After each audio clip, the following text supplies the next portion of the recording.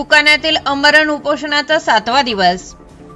Belapur Parli railway मार्गाचा प्रश्न संसदीय अधिवेशनात मांडणार खासदार भाऊसाहेब वाकचौरे. शेवगाव दिनांक 15. बेलापूर परळी रेल्वे मार्गासाठी केंद्रीय रेल्वे मंत्री व भारतीय रेल्वे बोर्ड यांच्याकडे पाठपुरावा सुरू असून 9 मार्च पासून सुरू होणाऱ्या संसदीय अधिवेशनात हा प्रश्न ठामपणे मांडणार असल्याची ग्वाही भाऊसाहेब वाकचौरे यांनी दिली. कुकाणा येथे बेलापूर परळी रेल्वे मार्गाला मंजुरी मिळावी या मागणीसाठी बेलापूर परळी रेल्वेकृत समितीच्या वतीने रितेश विजयकुमार भंडारी, रजाक निजामश इनामदार व सुरेश वसंतराव नरवणे यांनी 9 तारखेपासून ग्रामपंचायत स्टेजवर आमरण उपोषण सुरू केले आहे.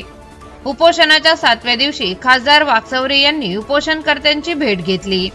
यावेळी बाळासाहेब मुरकुटे, भाऊसाहेब फुलारी, बाळासाहेब कचरे, अरुण गरड, अण्णासाहेब गव्हाणे, प्रकाश देशमुख, सोमनाथ कचरे, अमोल खाटीक, बाबासाहेब गोल्हार, बंडू पाटील व सातपुते गुरुजी उपस्थित होते. खासदार वाकचौरे म्हणाले की 2009 ते 2014 या काळात खासदार असताना त्यांनी या रेल्वे मार्गासाठी सातत्याने पाठपुरावा केला. सर्वेक्षणासाठी निधी उपलब्ध करून 2 वेळा सर्वे करण्यात आला. मात्र आर्थिकदृष्ट्या प्रकल्प परवडणारा नसल्याचा अहवाल आल्याने मार्गाला स्थगिती देण्यात आली. कुकाण्यात सुरू असलेल्या उपोषणाबाबत रेल्वे मंत्री व रेल्वे बोर्डाच्या चेअरमन यांना माहिती देण्यात आली असून हा प्रश्न संसदेच्या अधिवेशनात मांडला जाईल असेही त्यांनी सांगितले. तसेच उपोषण मागे घेण्याची विनंती त्यांनी केली. मात्र उपोषणकर्त्यांनी आपला निर्धार कायम ठेवला. उपोषण स्थळावरूनच खासदार वाकचौरे यांनी रेल्वे बोर्डाच्या अधिकाऱ्यांशी संपर्क साधून आंदोलन गांभीर्याने घेण्याच्या सूचना दिल्या.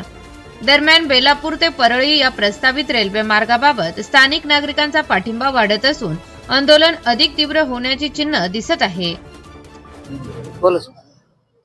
आज या ठिकाणी कुकाणा गावामध्ये नेवासा तालुक्यामध्ये बेलापूर ते परळी हा जो लोहमार्ग ब्रिटिश कालीन 1922 मध्ये मंजूर झालेला आहे, तो लोहमार्ग व्हावा, हा रेल मार्ग व्हावा म्हणून आज या ठिकाणी रितेश भंडारी आणि सुरेश नरवणे, रजाक इनामदार ही मंडळी या ठिकाणी उपोषणाला बसलेली आहे.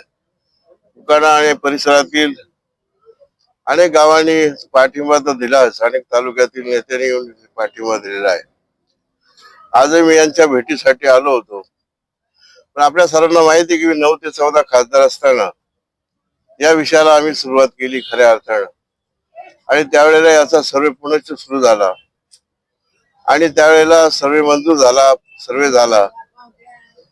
पण मधल्या 10 वर्षामध्ये पुन्हा हा थंड विषय झाला होता. पुन्हा आम्ही हा विषय, मी खासदार झाल्यानंतर आपल्या सर्वांच्या आशीर्वादाने हा परत विषय आम्ही उचलून धरलेला आहे. संबंधित मंत्री असतील, संबंधित रेल्वे बोर्डाचे चेअरमन असतील, अधिकारी असतील, या सर्वांपुढे हा विषय मांडणी करण्याचा प्रयत्न झाला. त्याचबरोबर राज्याचे मुख्यमंत्री आदरणीय देवेंद्र फडणवीस यांनी देखील 50% हिस्सा भरण्याचं कबूल केलं.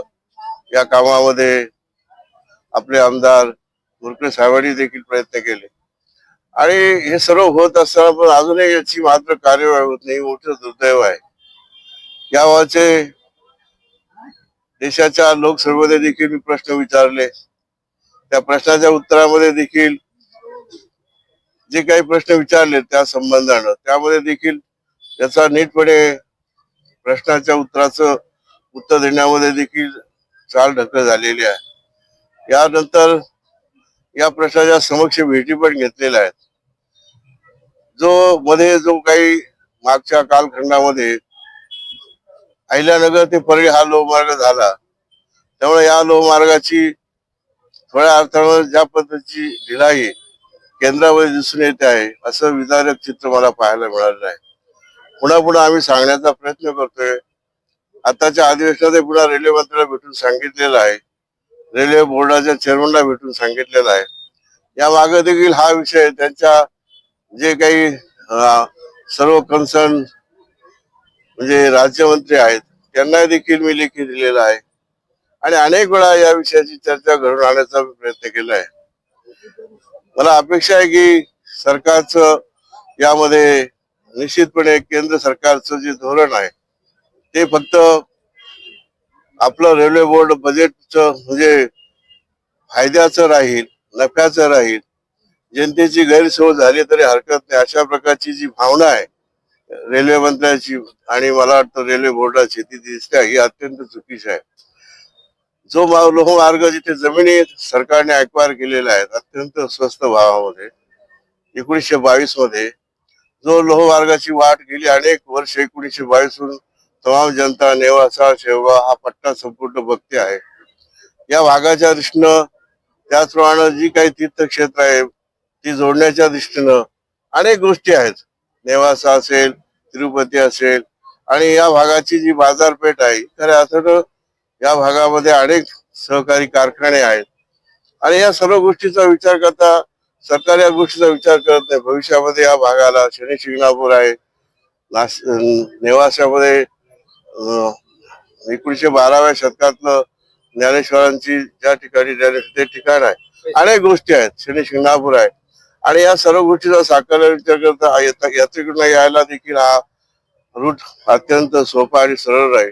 अनेक गोष्टी आहेत, परंतु या साकल्याने विचार न करता सरकार ज्या पद्धतीनं विचार करते की नफा नफा, तर त्याचा न विचार करता जनतेची हित यामध्ये कसं होईल आणि या लोकांची तळमळ कशी यशस्वी होईल सरकारनं, आणि 50% हिस्सा राज्य सरकार द्यायला तयार असताना इतकी हेळसांड व्हावी हे मोठं दुर्दैव आहे.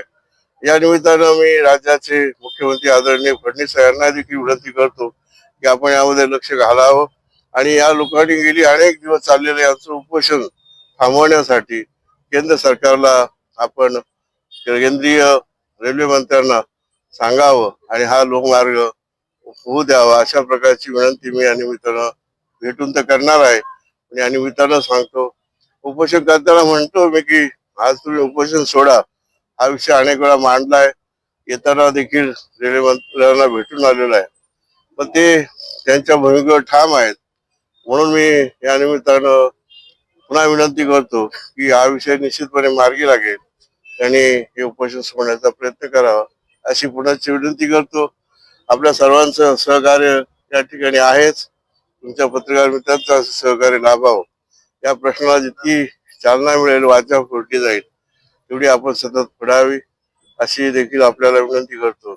आणि खऱ्या अर्थानं साईंच्या चरणी प्रार्थना ठेवतो, ज्ञानेश्वर माऊलींच्या चरणी प्रार्थना ठेवतो, शनी देवाच्या देखील चरणी प्रार्थना ठेवतो की हा विषय सर्वांच्या मनामध्ये पॉझिटिव्हली येऊ देत, सर्वांना हा प्रश्न सुटावा म्हणून बुद्धी द्यावं अशी प्रार्थना करतो आणि हा विषय मार्गी लावो की ज्याच्यामुळे या संपूर्ण पट्ट्यामध्ये तालुक्यांमध्ये संपूर्ण एक आनंद होईल.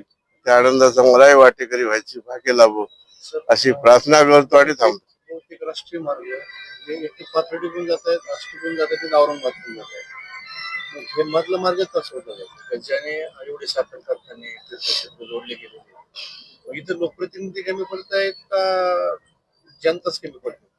नाही, आता जे लोहमार्गाच्या बाबतीमध्ये ते जे काही त्यांचं धोरण आहे ते काही उलगडा होत नाही, परंतु राज्य मार्ग जे आहेत किंवा म्हणजे रस्त्याच्या बाबतीत बोलतो का आपण, जे आहे नॅशनल हायवे, ते जे नॅशनल हायवे आहेत त्याची मात्र मी अनेक वेळा गडकरी साहेबांना भेटलेलो आहे, परंतु याच्यामध्ये काही ज्या काही चुका दिसत आहेत त्यामध्ये प्रामुख्यानं आपल्याला एकच चूक सांगतो की हा जो अहिल्यानगर ते वडाळा भैरवा हा नॅशनल हायवे नाहीये, हा महाराष्ट्राच्या MSRTC असलेला रस्ता आहे, तो त्यांनी जागतिक बँकेला हँड ओव्हर केलेला आहे आणि या दोन्ही यंत्रणांचं दुर्लक्ष आहे.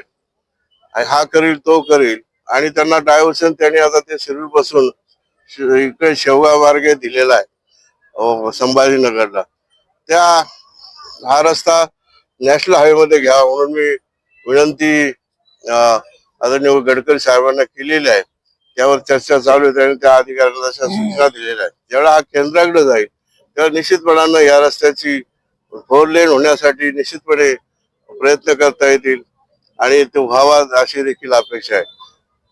वडाळा ते संभाजीनगर हा रस्ता तिकडच्या त्यांनी तो केलेला आहे नीटपणे, परंतु दुर्दशा मात्र वडाळा ते अहिल्यानगरची आहे त्यासाठी देखील माझे प्रयत्न चालू आहेत. आणि नॅशनल हायवेची जी काही कामं आहेत ती सर्व ठिकाणी आज चालू आहे. जसं हे आपल्या निमित्ताच्या माध्यमातून सांगतो की अहिल्यानगर मनमाड रस्ता असेल त्याचं काम चालू आहे. नंतर खेड ते नाशिक सिन्नर या रस्त्याचं देखील काम चालू आहे. आणि जे आता नव्यानं हा जो मार्ग आहे की चेन्नई ते सुरत व्हाया अहिल्यानगर हा देखील होऊ घातलेला आहे.